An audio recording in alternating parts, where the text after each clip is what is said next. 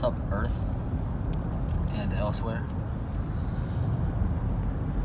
Quick download, vision, moment of clarity that is wanting to be shared now is the idea of a full moon, the idea of a full reflection of the ultimate in the form of a human being. So, I saw this image in my head of Michael Jordan in whenever. Peak of his epicness, 97 Bulls, pushing off people, just being legendary, being the highest extent of a art form or of a medium, basketball, that has ever been seen. The highest extent of a medium that has ever been seen, that has ever been witnessed. By who? By the others. And so in the matter of it, as it relates to other people, meaning out of all the ways we could talk about this, in the manner in which it relates to other people, meaning in the manner in which it is a social reference point. When Michael Jordan is doing his greatness, and he's like a snippet of it, like a 5-second snippet, or maybe one of those highlight reels. It's like he's timeless.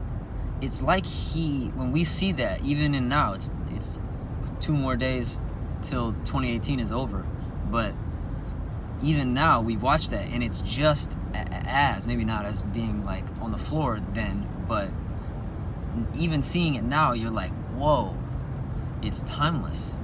And so the idea is that the 2 pointed at the 1 and brought itself out of 4 and 3. What that means is it's this component of moon theory that's one of the principal axioms. It's the 1, the 2, and the 3. And it's meant to be a quick door handle into the non-dual state. It's a door handle into the potential of a non-dual state. There are other mechanisms needing to be in place, but the 1, the 2, and the 3 will point your attention and awareness at the non-dual right away. But it might not be able to stay there if you don't have other mechanisms in place or out of place. The 1, the 2, and the 3 is this. The 1 is God, 2 is the ego-mind complex, 3 is earth, 4 is time. And so you as the ego-mind complex are interfacing with the rest of other 2s in the 3rd. That's the depth, width, and height dimension that you experience through the other dimension in which it seems to evolve, which is time.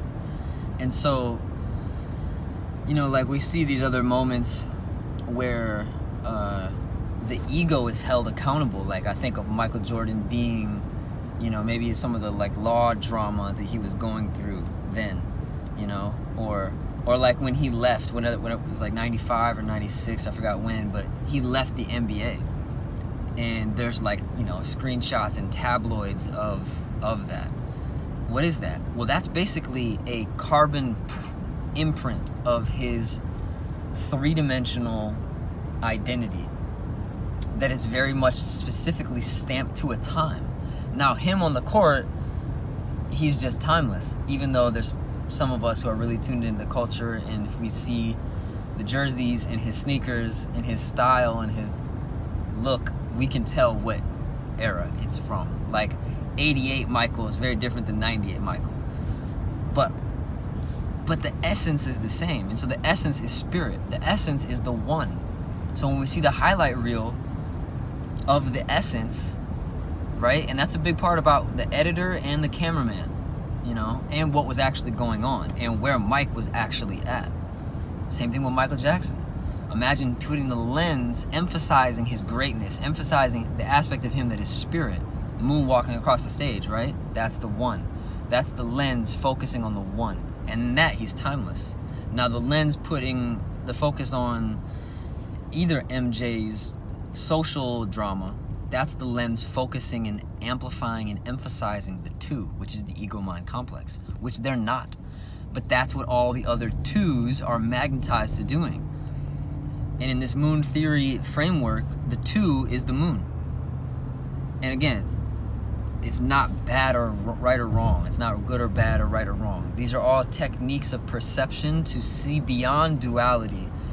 As to what? Well, if you want the utmost, if you want the truest, you can use different techniques to get you towards it, but ultimately it's an experience and everything else falls away. So that's what these techniques have been shown to me as what they're designed for and what they're most helpful with.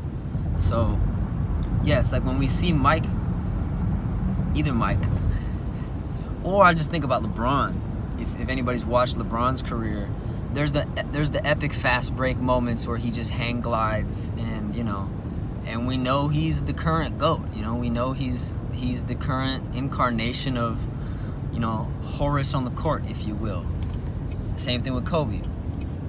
But then there's the moments where they're like, there's plenty images of LeBron flopping or not in his greatness, we'll say. Maybe some complaining or some attitudinal assertions, right?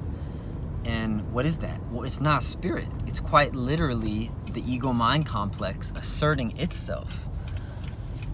And so when we see that, when a lens emphasizes that, when a camera captures that, and the rest of us as humans see that, we're looking at the two. We're looking at their two. We're looking at that human's, that soul's two, if you will. That soul's ego-mind component.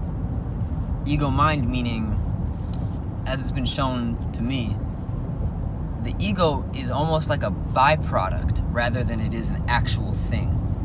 Like, the ego is almost like the idea of horsepower. It's not an actual thing, it's a byproduct of how much power comes about from certain mechanisms working together in a car. And so a really strong mind points, so what the ego is, as it's been shown to me, is the mind pointed at the body as it relates to others. It's like the mind pointing at the body as how it feels how it thinks it hypothetically must look to others. And so, yeah. When you see somebody in their fullness, that's like a full reflection of the sun. And so they're a full moon.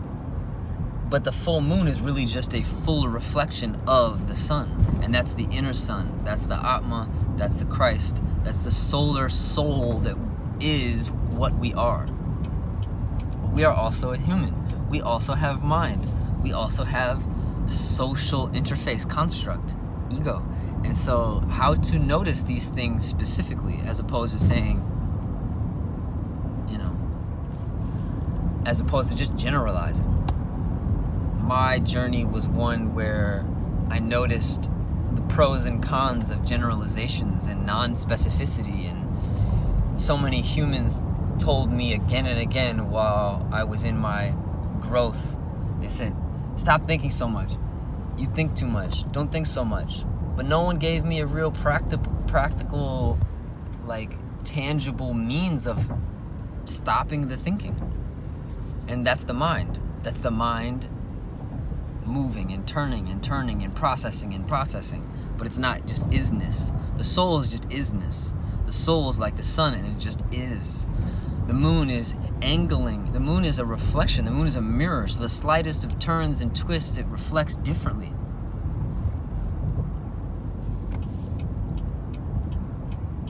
And these cause shifts in the angles of perception one is seeing through, or perceiving through, or noticing through, or aware of.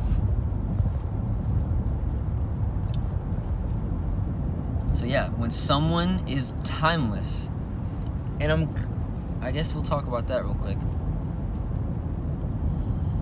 because I wasn't emphasizing just now the level of greatness, but there is something about if someone's going to express in a craft is a part of it. But see, a baby is timeless, and so is a grown-up human in full joy. That's a timeless thing. Am I emphasizing that anger and depression aren't timeless things? Well, quite literally, they are time-based things. The anger goes away. The sadness goes away. Even if it does come back, like the ebbing tides of the emotional moon. But there's something that always remains. There's something that is timeless. With or without a medium. As a baby, as a little girl playing with a doll and envisioning her dream world, as a little boy playing with Legos and in his imagination, as two kids or a group of children playing tag on a field or just pretending together.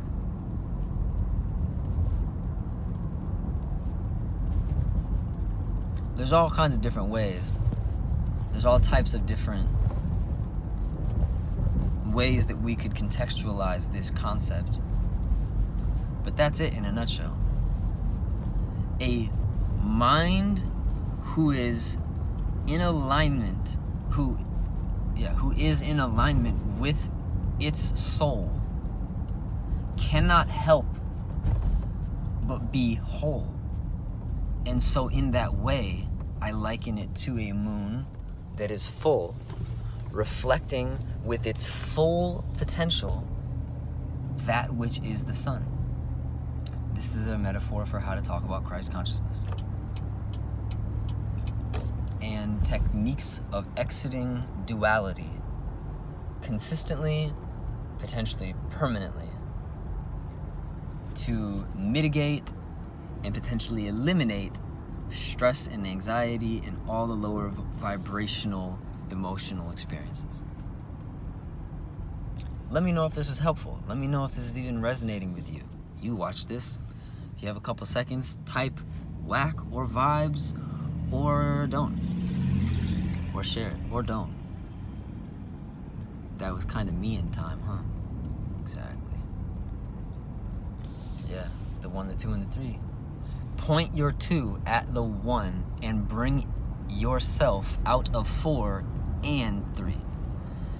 Point your mind at your soul and you will become absent of time and potentially no longer identified with your body, which resides in 3D space. That's all. Namaste.